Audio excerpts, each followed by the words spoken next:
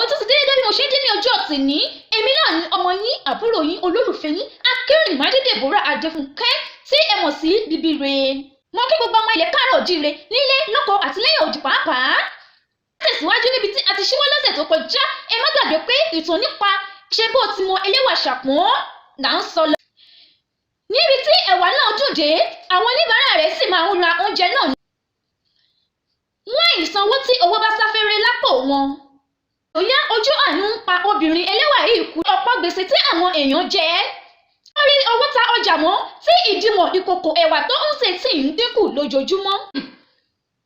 Èyí ló mú kí Ẹlẹ́wà Ṣàpọ́n dá ọgbọ́n tí àwọn oníbàárà rẹ̀ kò fi ní gba ọjà lórí rẹ̀ nípa ríra ọjà rẹ̀ láwìn. Tí oníbàárà kan bá sì kan obìnrin náà wá pé òun fẹ́ ra ẹ̀wà sísè rẹ̀ ní àwìn, ìyá ẹlẹ́wà yìí yóò sọ fún pé kó má ra ẹ̀wà láwìn, bó jẹ́ múrí márùn ló mú dé ọ̀dọ̀ òun kó ra ẹ̀wà múrí márùn láì jẹ gbèsè. Mùsùlùkù ní ọjọ́ tòní, a tún máa pàdé lọ́sẹ̀ tó ń bọ̀. A lọ nílọ, àbọ̀ níbẹ̀ ṣu, ẹni tó bá ní a má dé, òun la ò ní dé bá.